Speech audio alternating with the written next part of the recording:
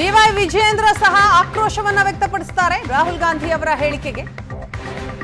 ಹಿಂದೂಗಳು ದ್ವೇಷ ಹಿಂಸಾಚಾರದಲ್ಲಿ ನಿರತರಾಗಿದ್ದಾರೆ. ರಾಹುಲ್ ಗಾಂಧಿ ಕೊಟ್ಟಂತ ಹೇಳಿಕೆ. ಅಸಂಖ್ಯಾತ ಹಿಂದೂಗಳಿಗೆ ರಾಹುಲ್ ಅವಮಾನ ಮಾಡಿದ್ರು. ಹಿಂದೂಗಳ ಬಗ್ಗೆ ಟೀಕೆ ಮಾಡಿದ್ದು ಅಕ್ಷಮ್ಯ ಅಪರಾಧ. ವಿಪಕ್ಷ ನಾಯಕನ ಸ್ಥಾನದಲ್ಲಿದ್ದು ತೇಜೋವಧೆ ಮಾಡಿದ್ದಾರೆ ಅಂತ ಆಕ್ರೋಶ ವ್ಯಕ್ತಪಡಿಸಿದ್ದಾರೆ Vijayendra.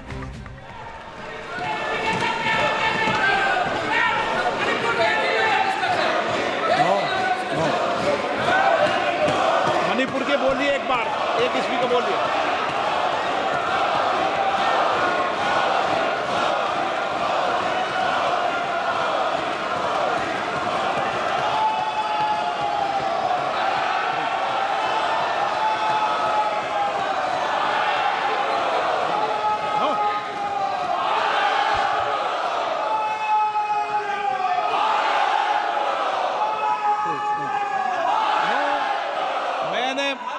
No no no no मैंने एक मिनट प्लीज. नो, ये तरीका ठीक नहीं है. प्लीज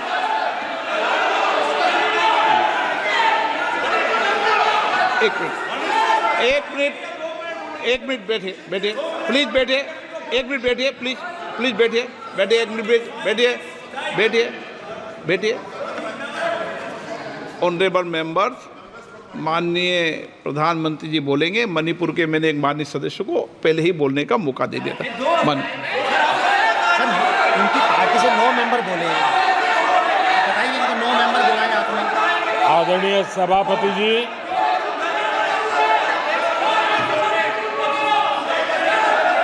मैं राष्ट्रपति जी के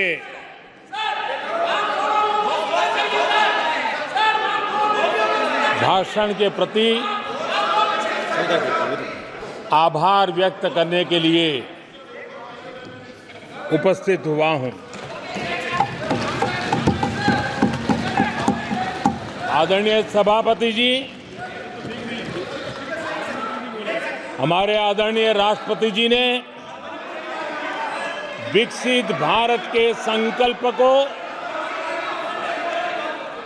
अपने प्रवचन में विस्तार दिया है. आदरणीय राष्ट्रपति महोदया ने अहम विषय उठाए हैं. आदरणीय राष्ट्रपति जी ने हम सबका और देश का मार्गदर्शन किया है. इसके लिए मैं राष्ट्रपति जी का हृदय से आभार व्यक्त करता हूं.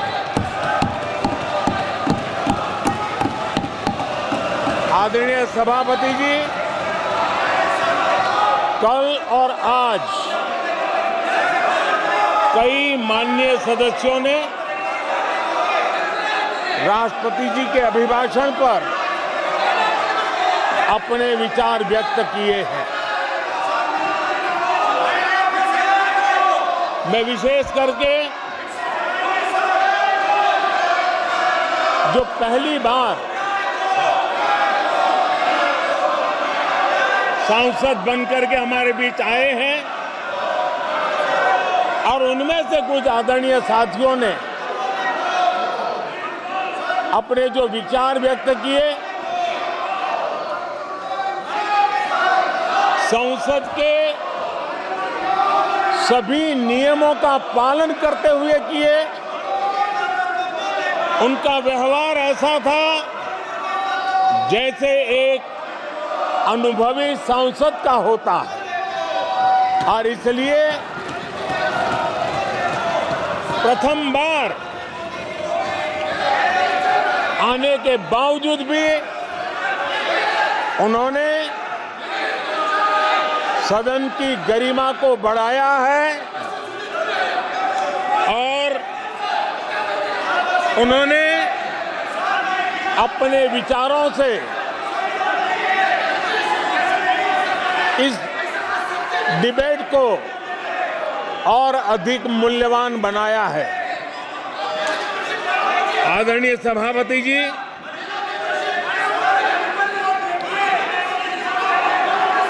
देश ने एक सफल चुनाव अभियान को पार करते हुए विश्व को दिखा दिया है कि ये दुनिया का सबसे बड़ा चुनाव अभियान था। देश की जनता ने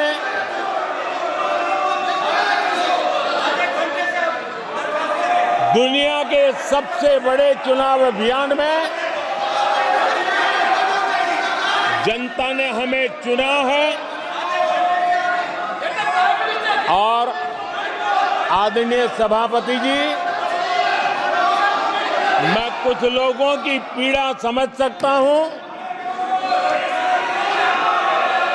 कि लगातार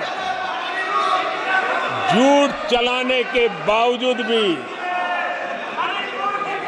उनका घोर पराजय हुआ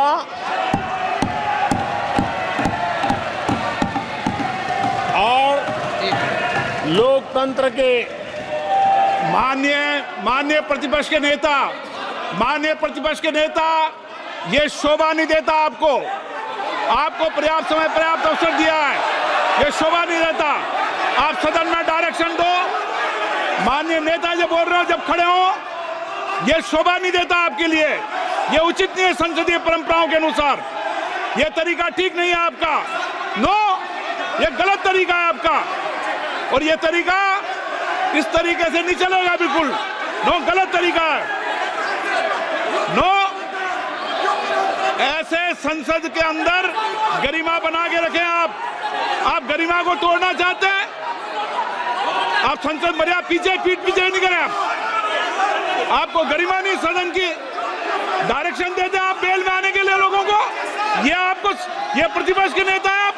नो, गलत तरीका आपका। माननीय प्रधानमंत्री जी,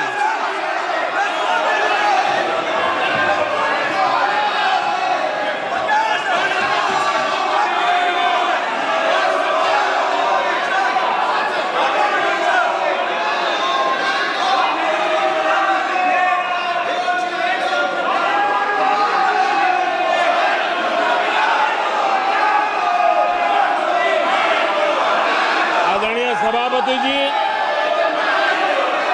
ये विश्व का सबसे बड़ा चुनाव अभियान और उसमें भारत की जनता ने हमें तीसरी बार देश की सेवा करने का मौका दिया है। ये अपने आप में लोकतांत्रिक विश्व के लिए बहुत ही महत्वपूर्ण घटना है, बहुत ही गौरवपूर्ण घटना है। आदरणीय सभापति जी, हमें हर कसौटी पर कसने के बाद देश की जनता ने ये जनादेश दिया है।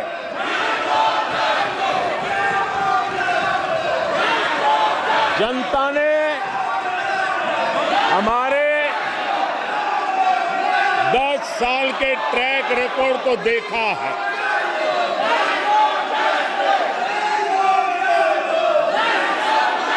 जनता ने देखा है कि गरीबों के कल्याण के लिए हमने जिस समर्पण भाव से जन सेवा ही प्रभु सेवा इस मंत्र को चरितार्थ करते हुए हमने जो कार्य किया है,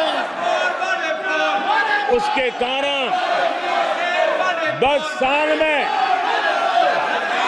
25 करोड़ गरीब गरीबी से बाहर निकले। देश की आजादी के कालखंड में इतने कम समय में इतने लोगों को गरीबी से बाहर निकालने का ये सफल प्रयास इस चुनाव में हमारे लिए आशीर्वाद का कारण बना है। आदरणीय सभापति जी, हम 2014 में जब पहली बार जीत करके आए थे तो चुनाव के अभियान में भी हमने कहा था कि हमारा करप्शन के प्रति जीरो टॉलरेंस रहेगा। और आज मुझे गर्व है कि हमारे सरकार ने देश का सामान्य मानवी जो करप्शन के कारण पीड़ित है, देश को करप्शन ने दीमक की तरह खोखला कर दिया है। ऐसे में भ्रष्टाचार के प्रति हमारी जो जीरो टॉलरेंस नीति है, आज देश ने हमें उसके लिए आशीर्वाद दिया है। आदरणीय सभापति जी, आज दुनिया भर में भारत की साख बढ़ी है। आज विश्व में भारत का गौरव हो रहा है और भारत के तरफ देखने का नजरिया भी एक गौरवपूर्ण नजरिया हर भारतवासी अनुभव करता है। आदरणीय सभापति जी, देश की जनता ने देखा है कि हमारा एकमात्र लक्ष्य नेशन फर्स्ट है, भारत सर्वप्रथम है। हमारे हर नीति, हमारे हर निर्णय, हमारे हर कार्य का एक ही तराजू रहा है कि भारत प्रथम, और भारत की इस प्रथम की भावना के साथ देश में जो आवश्यक रिफॉर्म थे, उस रिफॉर्म को भी हमने लगातार जारी रखा है। 10 वर्ष में हमारी सरकार सबका साथ, सबका विकास, इस मंत्र को लेकर के लगातार देश के सभी लोगों का कल्याण करने का प्रयास करती रही है। आदरणीय सभापति जी, हम उस सिद्धांतों को समर्पित है जिसमें भारत के संविधान के स्पिरिट के अनुसार सर्वपंथ संभाव, उस विचार को सर्वोपरि रखते हुए हमने देश की सेवा करने का प्रयास किया। आदरणीय सभापति जी, इस देश ने लंबे अरसे तक तुष्टीकरण की राजनीति भी देखी।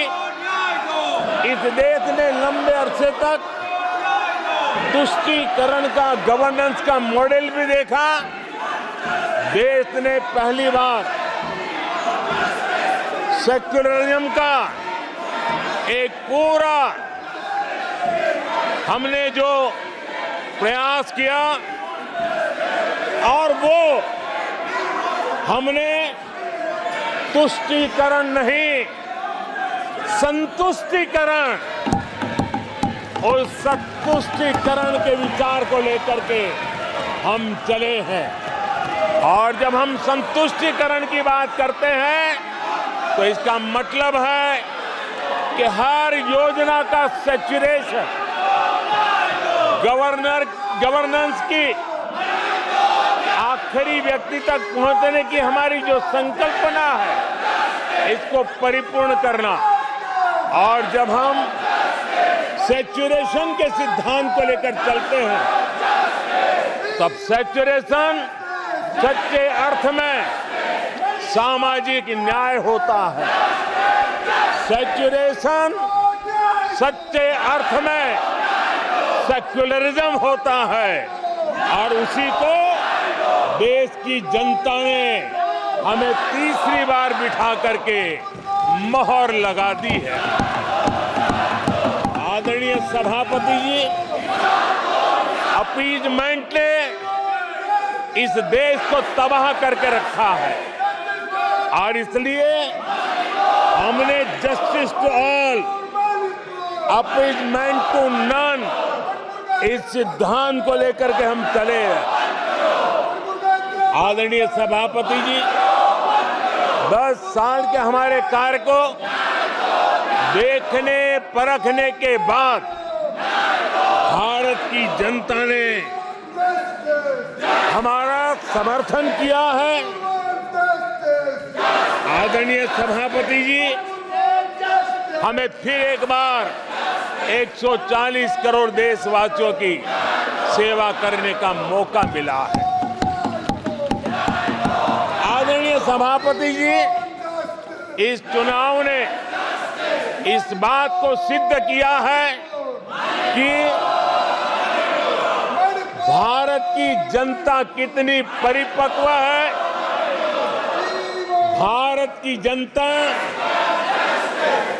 कितने विवेकपूर्ण रूप से और कितने उच्च आदर्शों को लेकर के अपने विवेक का सद्बुद्धि से उपयोग करती है और उसी का नतीजा है कि आज तीसरी बार हम आपके सामने, देश की जनता के सामने नम्रता पूर्वक सेवा करने के लिए उपस्थित हुए हैं।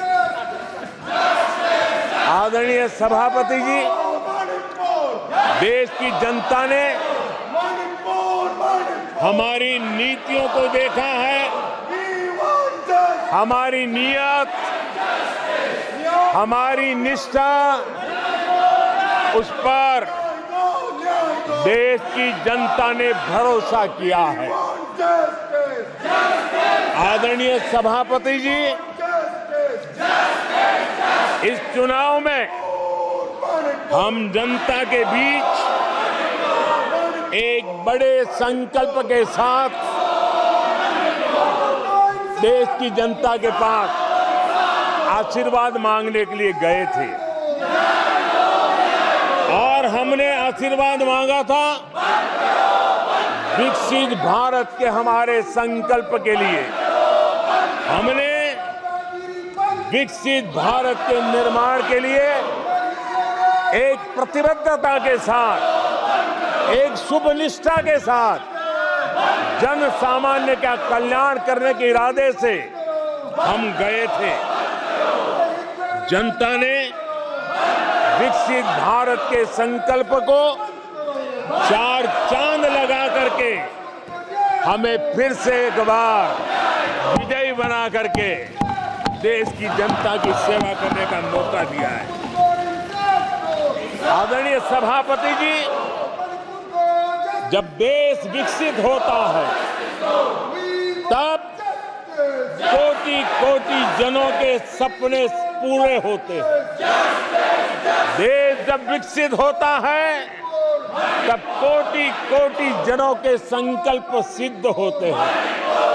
आदरणीय सभापति जी, जब देश विकसित होता है तब आने वाली पीढ़ियों के लिए भी एक मजबूत नींव उनके सपनों को पूरा करने के लिए तैयार हो जाती है।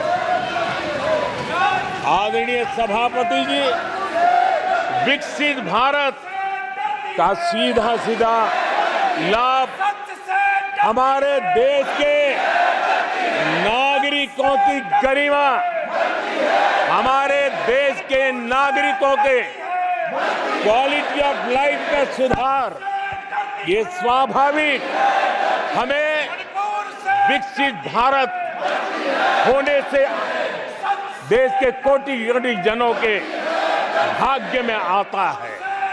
आजादी के बाद मेरा देश का सामान्य नागरिक इन चीजों के लिए तरसता रहा है।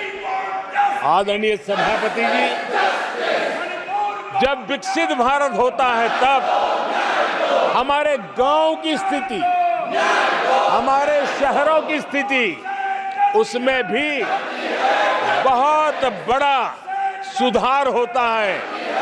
गांव के जीवन में गौरव भी होता है, गरिमा भी होती है और विकास के नए नए अवसर भी होते हैं।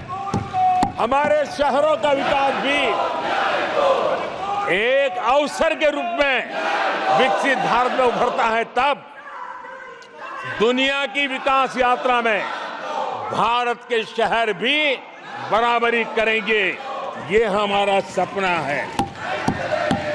आदरणीय सभापति जी, विकसित भारत का मतलब होता है कोटि कोटि नागरिकों को कोटि कोटि अवसर उपलब्ध होते हैं, अनेक अनेक अवसर उपलब्ध होते हैं और वो अपने कौशल्य, अपनी क्षमता और संसाधनों के अनुसार विकास की नई सीमाओं को प्राप्त कर सकता है।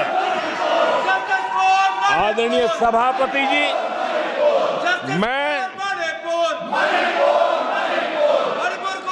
आदरणीय सभापति जी,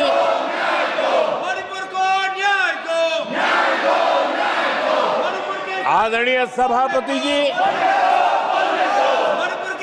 मैं आज आपके माध्यम से देशवासियों को विश्वास दिलाता हूं,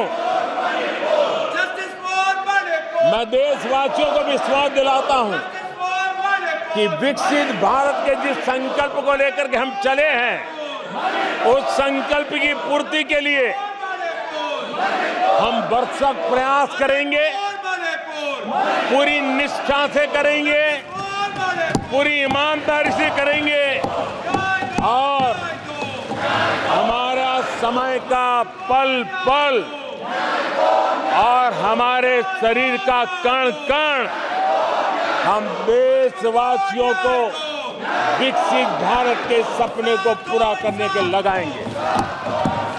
हमने देश की जनता को कहा था 24/7 फॉर 2047। आज मैं इस सदन में ही दोहराता हूं कि हम उस काम को अवश्य पूरा करेंगे।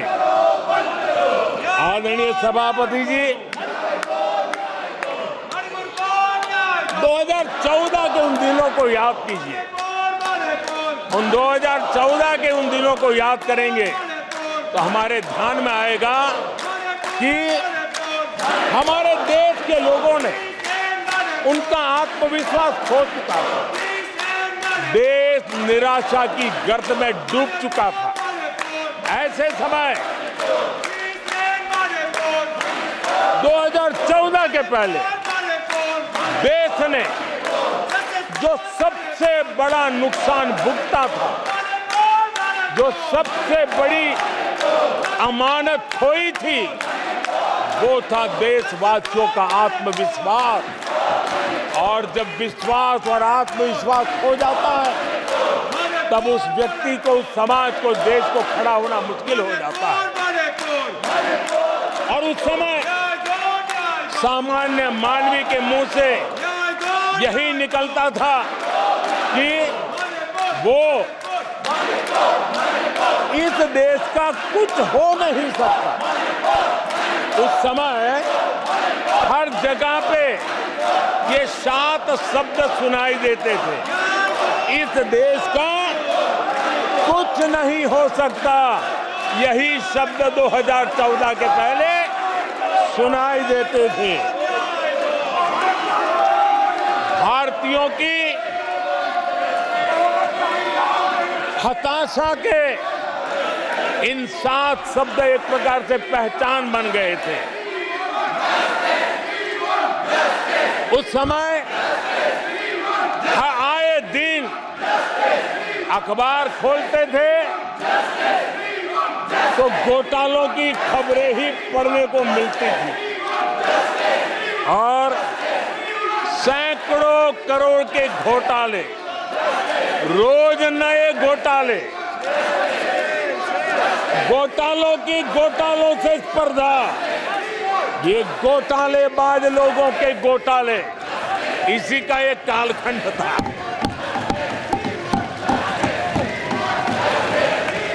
और बेशर्मी के साथ सार्वजनिक रूप से स्वीकार भी कर लिया जाता था कि दिल्ली से 1 रुपया निकलता है तो 15 पैसा पहुंचता है। 1 रुपये में 85 पैसे का घोटाला। इस घोटालों की दुनिया ने देश को निराशा की गर्त में डुबो दिया था। पॉलिसी पैरालिसिस था, फ्रेजाइल 5 में पहुंच चुके थे। भाई भतीजावाद इतना फैला हुआ था कि जिसके लिए सामान्य नौजवान तो आशा छोड़ चुका था कि अगर कोई सिफारिश करने वाला नहीं है तो जिंदगी अटक जाएगी। ये स्थिति पैदा हुई थी। गरीब को घर लेना हो, हजारों रुपए की रिश्वत देनी पड़ती थी।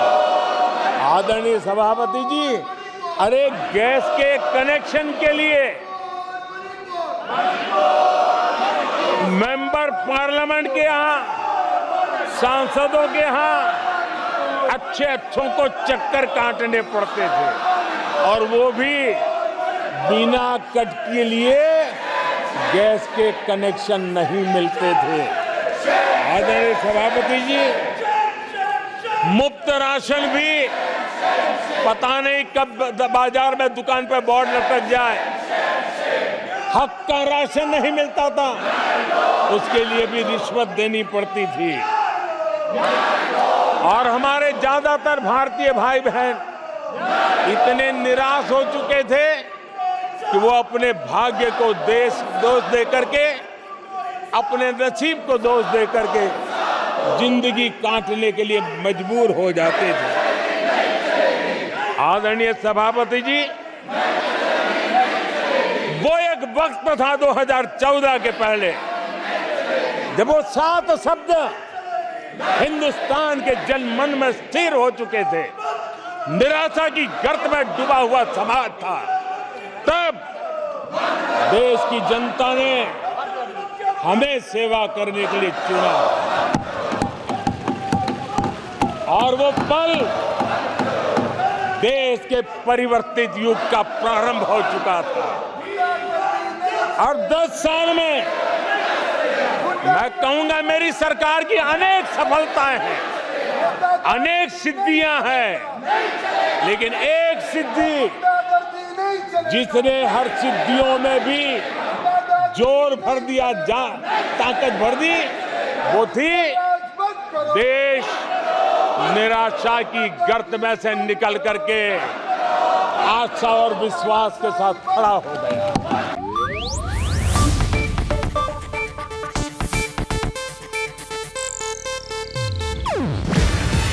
ಇದು ಏಷ್ಯಾನೆಟ್ ನ್ಯೂಸ್ ನೆಟ್ವರ್ಕ್ ಪ್ರಸ್ತುತಿ.